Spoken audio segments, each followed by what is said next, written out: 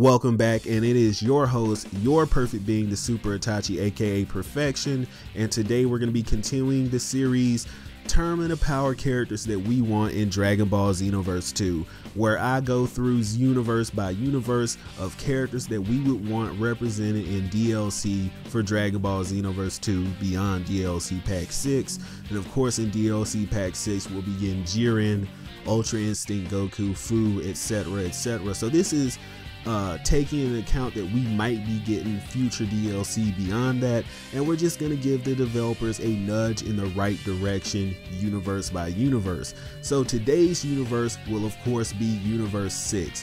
Universe 6 presented a lot of interesting characters that I will be going over for today. So the first character that we're going to be taking a look at is actually new for Universe 6 in the Tournament of Power, and his name is Saniru. Saniru, and that's a very complicated name to pronounce, is actually a Universe 6 Namekian. Now, he had a very dominant performance later on. He had a very interesting battle with Gohan and Piccolo, and for this reason alone, I had to include him. We don't have many Namekians in Xenoverse 2. Of course, we have Lord Slug, Nail, and Piccolo. So it would always be a healthy choice to have more of those characters in game. And for him to be competing at Ultimate Gohan's level, and for him to have absorbed a vast majority of the Namekians on planet Namek in Universe 6, this makes him a prime candidate for this lineup. Like, for this list, I couldn't ignore him. He, of course, uses Keyblades in his combat, so this makes him very unique and very interesting because we don't have Namekians that do that currently in Xenoverse 2, and we've never seen a Namekian do that in the anime, so he's very rare in that aspect. So I could see them making him combos like Zamasu's or Goku Blacks, or Goku Black Rosés, where he uses Ki Blast slashes and he would actually have extended range, but still have some speed to him. He also uses the Demon Wave techniques like Piccolo, so he would be a very interesting character to have featured for Universe 6. Again, his battle with Piccolo and Gohan was flawless, and he has to be represented. I mean, he's at least Buu Saga tier strength, so he is a strong character, and I think for all those reasons alone, Saniru is a very solid pick for Universe 6. So of course, if you have Saniru, you have to have Purina. Without a shadow of a doubt, this character had a very great performance in the Tournament of Power, and he has to be featured in Dragon Ball Xenoverse 2, most definitely Xenoverse 3, but we're talking about Xenoverse 2 potential DLC, and if Universe 6 is to get updated, who better than Purina and Saniru, am I right?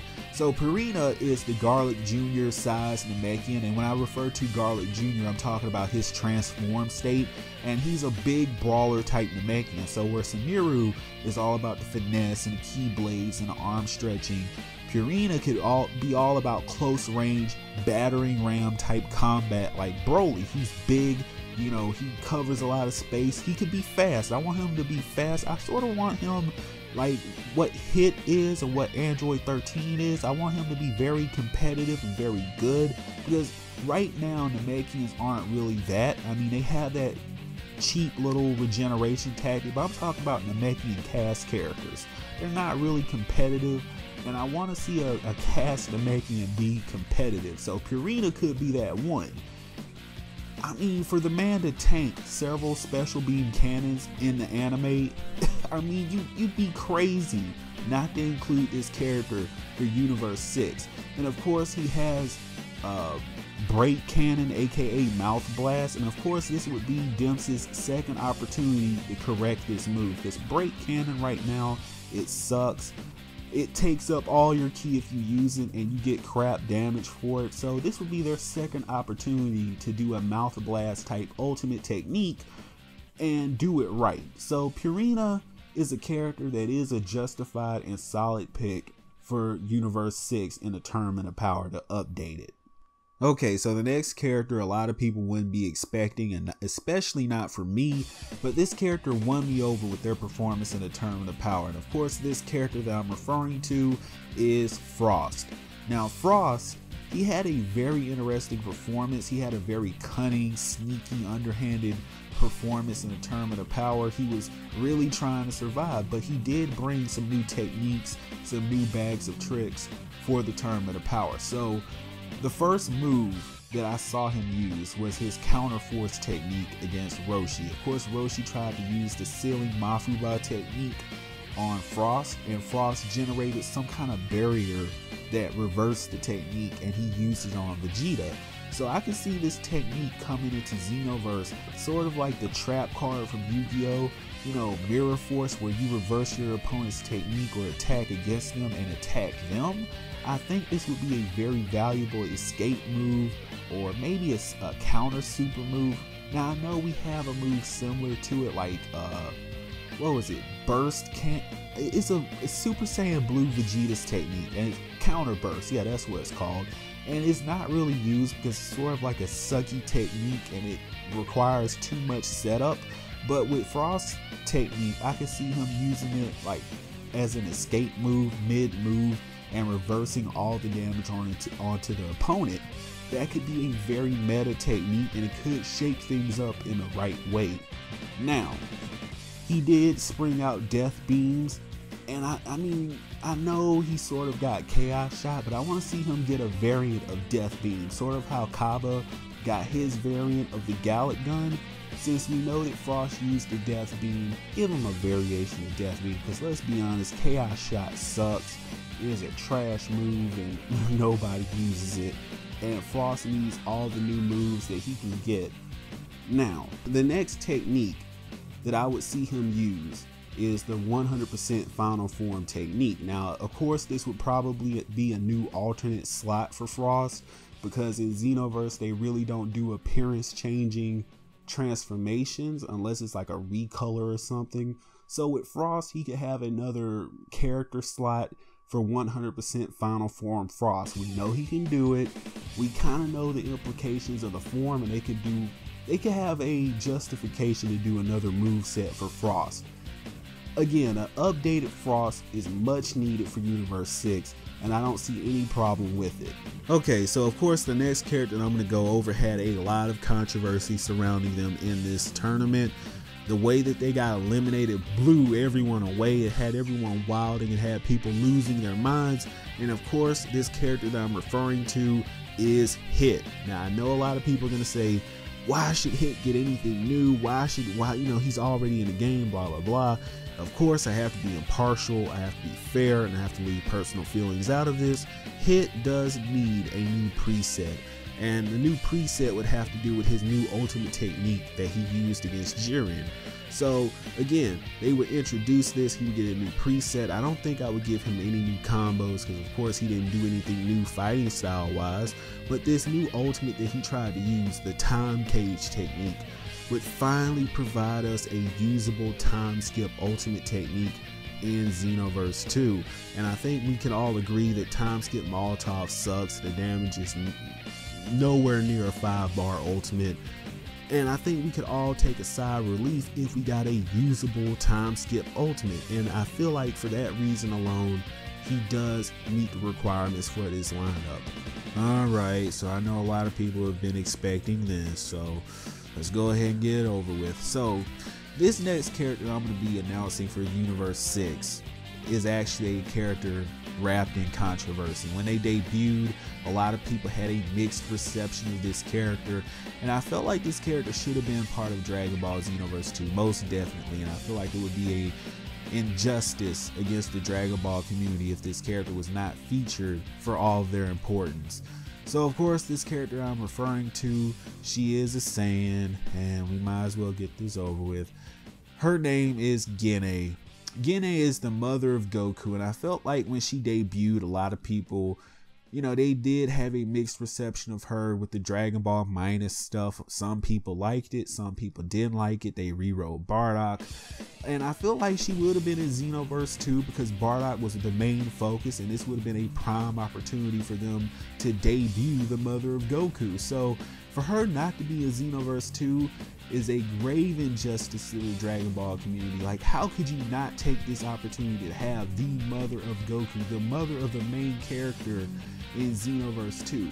I felt like they missed the opportunity to have a Kushina Naruto moment there where Goku, maybe they could have just went with the Xenoverse logic and said Goku met his mother, despite the fact that of course she was destroyed in the whole Frieza bit. But this is Xenoverse, time doesn't matter, they could just introduce her at any point. And we could have had Super Saiyan Gene, we could have had her use Goku-esque techniques. Let's say she uses, you know, some unnamed Kamehameha type maneuver in Xenoverse 2. I mean, this would have been a really interesting opportunity, and I was slightly disappointed that they did not take this opportunity to feature a female Saiyan. Speaking of female Saiyans, so of course this next character is a female Saiyan, and I felt like it was a very urgent case for this character to be featured in Dragon Ball Xenoverse 2, and I feel like it would be ridiculous for them not to make it at this point. So this character I'm referring to is Fasha. She is a very critically important character to the Dragon Ball community, and I feel like it's really ridiculous that she's not in at this point, because you have her complete combat suit in the game. Why not have Fasha? We need more female Saiyans in this game, and I feel like with Gene and with Fasha, you definitely meet that female Saiyan need. I mean, Fasha was a member of Bardock's crew, so I don't see any reason why they couldn't just make a DLC story where Fu brings back Fasha and Gene and he turns them evil, and Bardock is, you know, he comes back into the mix, because again, the Supreme Kai of Time sort of set that up a little bit, like, oh well, Bardock's off in another fragment of time doing stuff or whatever. So Fu could be the person that he's after. Maybe Fu has brought back Fasha and Gene, and maybe they're tearing up time or whatever. And I feel like Fasha, you could do the same thing you did with Future Gohan and pull her moveset from Tenkaichi 2, Tenkaichi 3. She had a very interesting moveset there. She's a beloved character of the Dragon Ball community, and it would be a grave injustice not to see her featured in Dragon Ball Xenoverse 2 at this point. So with that, I have one last character to go over. So this next character I'm going to be talking about is of course a Saiyan, and they are very important to Dragon Ball right now. And I feel like if Dragon Ball Xenoverse 2 got extended DLC and you didn't add this character, it would leave the most foul taste in people's mouth. Now of course, this character that I'm talking about is the incomparable King Vegeta. If you did not add King Vegeta with an extended DLC pack, you would have to be out of your mind. You already have his armor in the game. He looks like Vegeta. All you have to do is tinge Vegeta's hair. The little shading in his hair, tinge it red, brown, sandy brown, whatever you had to do. You need to add King Vegeta in this game. Have Christopher Sabat do a gruffer voice. That's all you have to do for King Vegeta. This is the king of all Saiyans. Why not? That's all I'm saying. Why not? You can do his moveset. It's not that hard. He's very important in Dragon Ball right now, because of course in Super Dragon Ball Heroes, now he's getting the Time Breaker Bardock treatment. And I imagine when he breaks free, he has more pride than Vegeta. He is going to be enraged, and he might actually get Super Saiyan 3 and beyond. And this would be sort of our way of getting Super Saiyan 3 Vegeta. I mean, we already got him in Raging Blast 2. But this is a very important and core character to Dragon Ball. He is the king of all Saiyans, and it would be an injustice not to feature this character. Now, of course, what I was doing with this roster on this list was filling out Universe 6, because of course in the Tournament of Power they didn't have too many characters that were important. They didn't have too many characters that had enough of a move set to be featured in Universe 6, so I had to really compensate here, and I think I accomplished that. I gave Frost an updated move set, I gave Hit an updated ultimate that would actually be a working ultimate. Let's hope Demps gets this right. I did cover the Universe 6 Namekians. They're very important, and they were actually new, and I think they have tons of new fans. I mean, that one fight with Ultimate Gohan and Piccolo, that cemented their legend in Dragon Ball. And of course, I added the female Saiyans Gene and Fasha. A lot of people have been wanting Fasha, and they were wondering when she was going to get added. And you can't add Fasha and not add the mother of Goku, Gene. Like, she is too important. I feel like she does need to be featured in this game. And of course, I just went over King Vegeta. So let me know what you think in the comment section below. Of course, I've been your perfect being and the #1 anime, gaming, and Dragon Ball channel on YouTube. Yes, the name is Perfection, and this has been another edition of characters that we want from the Tournament of Power featured in Dragon Ball Xenoverse 2.